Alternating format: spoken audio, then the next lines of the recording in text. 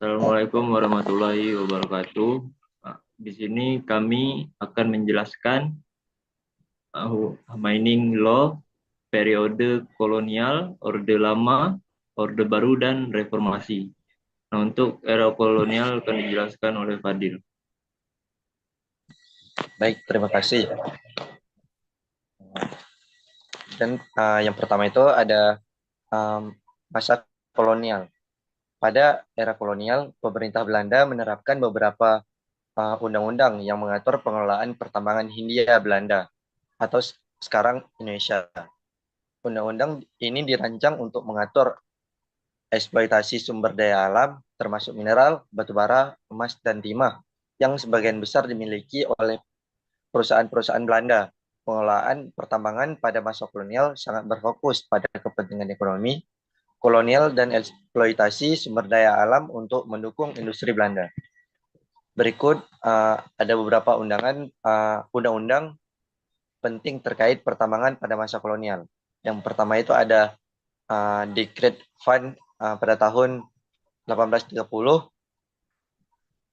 tentang peraturan tambang.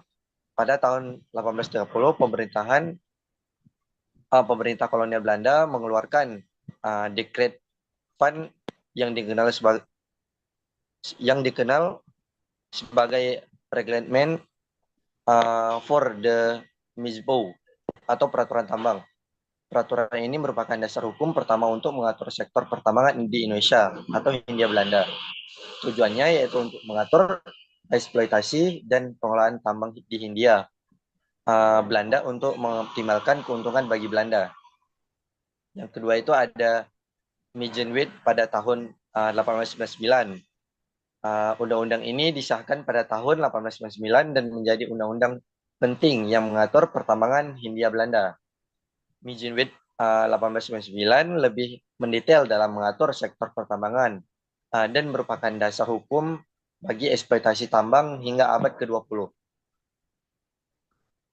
Dan yang ketiga itu ada with up the Mijbo Fund pada tahun 1935. Belanda mengeluarkan with of the Mijbo yang lebih memperjelas dan memperbaiki peraturan pertambangan setelah beberapa dekade penerapan undang-undang sebelumnya. Ini adalah peraturan yang lebih komprehensif dan mengikat bagi sektor pertambangan di Hindia Belanda. Yang keempat itu ada pemberian hak eksploitasi kepada perusahaan kolonial.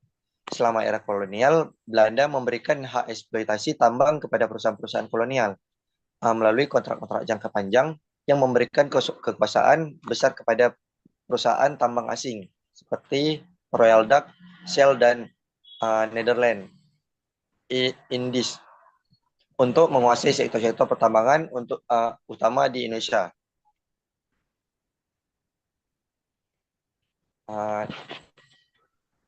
Yang setelah itu ada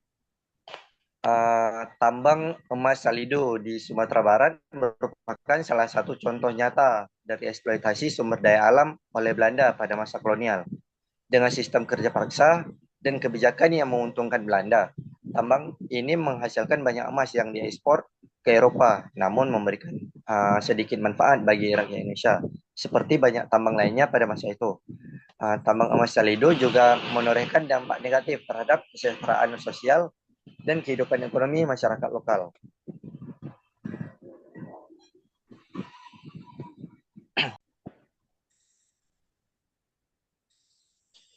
Baik, selanjutnya ada masa Orde Lama. Pada masa Orde Lama dari tahun 1945 sampai 1966, setelah Indonesia merdeka, sektor pertambangan menjadi salah satu fokus utama dalam pembangunan ekonomi negara. Pada periode ini, Indonesia mengembangkan kebijakan untuk mengolah sumber daya alam, termasuk pertambangan, yang sebelumnya banyak dikuasai oleh kolonial Belanda. Salah satu upaya awal pemerintahan Indonesia adalah mendirikan undang-undang yang mengatur sektor pertambangan. Pasal 33 ayat 1 Undang-Undang 1945 tentang pertambangan. yang merupakan pasal yang sangat penting dalam konteks pengelolaan sumber daya alam di Indonesia, termasuk sektor pertambangan. Pasal 33 ayat 1 tentang perekonomian disusun sebagai usaha bersama berdasar atas azas kekeluargaan. Pasal ini mengatur prinsip dasar perekonomian Indonesia yang harus berorientasi pada kepentingan bersama dan keadilan sosial bagi seluruh rakyat Indonesia. Pasal 33 ayat 3, yaitu bumi dan air dan kekayaan alam yang terkandung di dalamnya dikuasai oleh negara dan dipergunakan sebesar-besarnya untuk kemakmuran rakyat. Selanjutnya itu ada Undang-Undang nomor 78 tahun 1958 tentang pertambangan. Undang-Undang nomor 78 tahun 1958 tentang pertambangan adalah salah satu peraturan yang berlaku pada masa Orde Lama yang memberikan dasar hukum bagi pengelolaan sumber daya alam, khususnya di sektor pertambangan.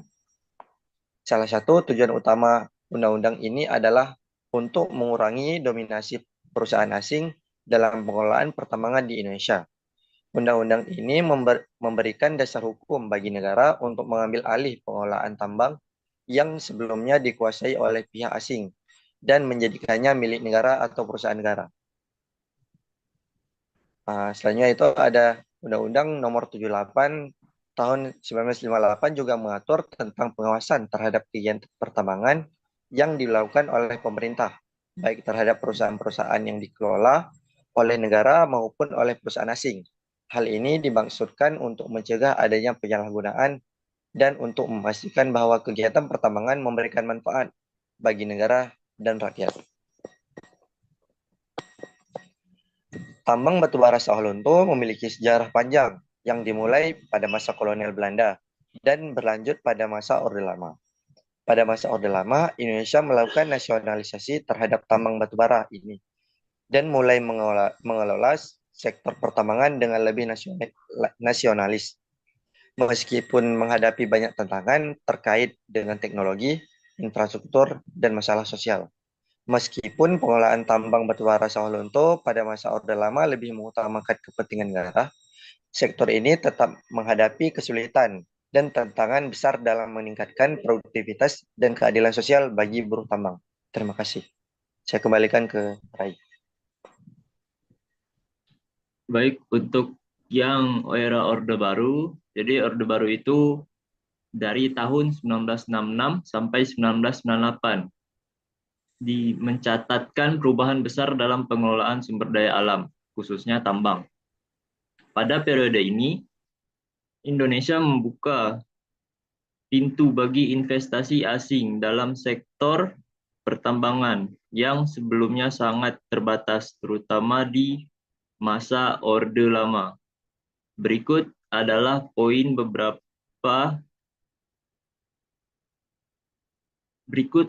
beberapa poin penting dalam sejarah pertambangan selama Orde Baru.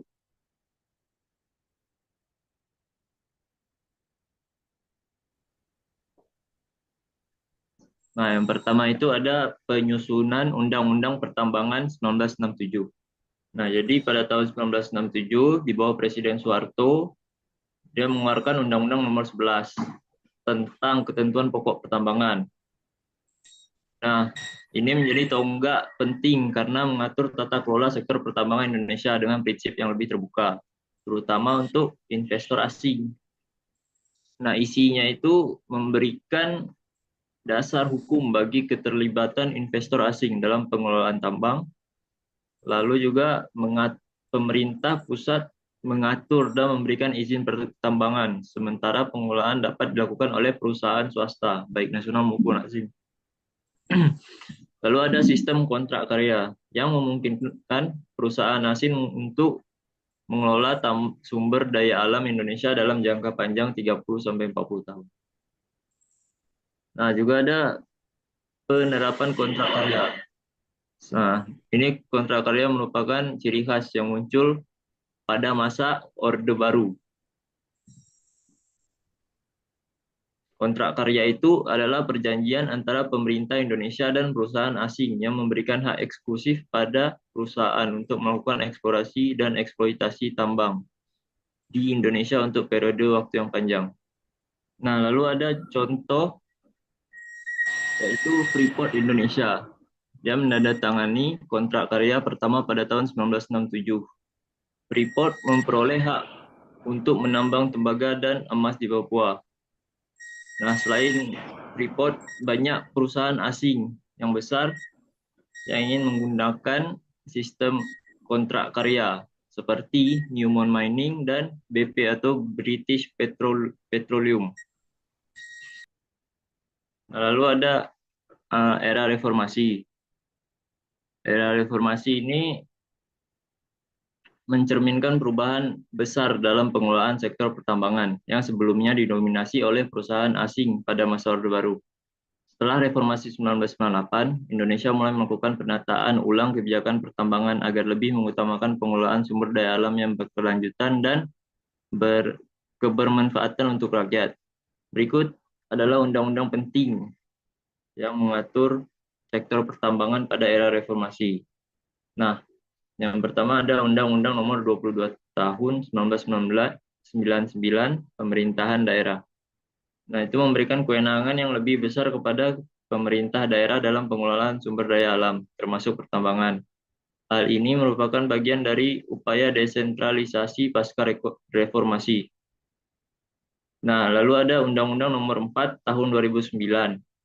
Nah, ini adalah titik penting dalam reformasi sektor pertambangan karena bertujuan untuk memperbaiki tata kelola dan mengurangi ketergantungan pada perusahaan asing. Nah, lalu ada Undang-Undang Nomor 3 Tahun 2020. Undang-Undang Nomor 3 Tahun 2020 ini mengubah beberapa ketentuan dalam UU Minerba 2009 untuk menyempurnakan regulasi sektor pertambangan. Nah, lalu ada Undang-Undang Cipta Kerja atau Omnibus Law tahun 2020. Ini memiliki dampak besar terhadap sektor pertambangan. UU ini mengubah sistem perizinan menjadi izin tunggal yang menyederhanakan berbagai izin menjadi satu dokumen untuk mempercepat proses perizinan bagi perusahaan tambang. Nah, lalu juga ada Peraturan Pemerintah Nomor 1 Tahun 2017 dan Nomor 23 Tahun 2020. Nah, ini mengatur tentang pajak dan royalti bagi perusahaan tambang. Pemerintah memberikan insentif pajak bagi perusahaan yang melakukan hilirisasi mineral untuk mendorong pengelolaan mineral di dalam negeri.